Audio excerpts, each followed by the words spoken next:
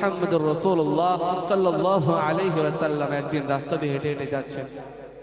আল্লাহর নবী হযরত মুহাম্মদুর রাসূলুল্লাহ সাল্লাল্লাহু আলাইহি ওয়াসাল্লাম একদিন রাস্তা দিয়ে হেঁটে হেঁটে নবী আমার যায়, এমত অবস্থায় হেঁটে হেঁটে সাহাবাগণদের সঙ্গে আসছেন। আসতে গিয়ে হঠাৎ করে মাঠের ভিতরে একটা মরা গাধা দেখতে পেলেন। নবী করিম সাল্লাল্লাহু আলাইহি ওয়াসাল্লাম সবাইকে নিয়ে ওই মরা গাধার কাছে গেলেন, গিয়ে বললেন, হে সাহাবারা, তোমরা এখানে যতজন আছো আমি সবাইকে বলছি এই গাধাটা আমি বিক্রি করব, কিন্তু এই গাধার দিকে তাকালে দেখা যায় ওই গাধাটা মরা গাধা, পচা গাধা, ওখানে পোকা হয়ে গেছে, গন্ধ বার হচ্ছে, পচে যাচ্ছে, এমনকি ওখান থেকে ছাড়িয়ে ছাড়িয়ে পড়ে যাচ্ছে এমন একটা গাধা।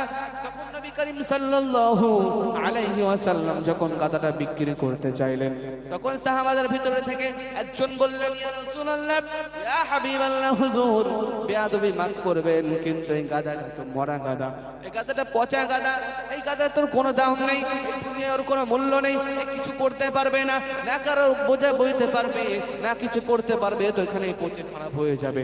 তখন এই প্রশ্নের উত্তরে নবী করিম সাল্লাল্লাহু আলাইহি ওয়াসাল্লাম বললেন, হে আমার সাহাবারা, তোমরা যেমন এই গাধাটার কোনো মূল্য দিচ্ছ না, তোমরা যেমন বলছো এই গাধাটা দুনিয়ার জমিনে কোনো মূল্য নাই, তেমন এই দুনিয়াটা আমার রবের কাছে কোনো মূল্য নাই। এই দুনিয়াটা ওই মরা গাধা, ওই পচা গাধা, ওই পোকা লেগে যাওয়া গাধাটার সমতুল্য।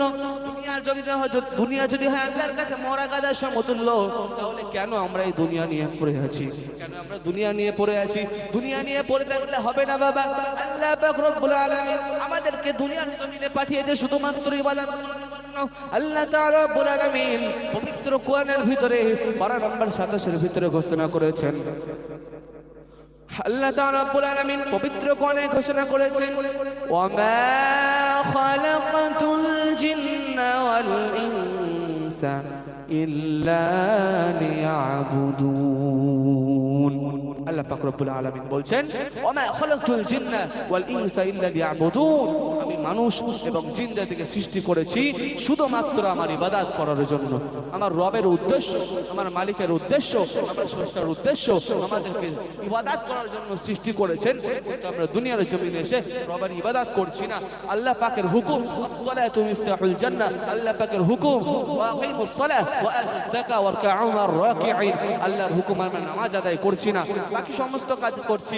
আল্লাহর হুকুম রোজা রাখা, ওটা আদায় করছি না, ঠিকঠাক ভাবে রোজা পালন করছি না। আমি ভাটাই কাজ করছি, আমার শরীর অসুস্থ হবে, ভাটাই কাজ করছি, আমার দমে কষ্ট হবে, পানি খাওয়া লাগবে, এই জন্য আমি রোজা রাখছি না।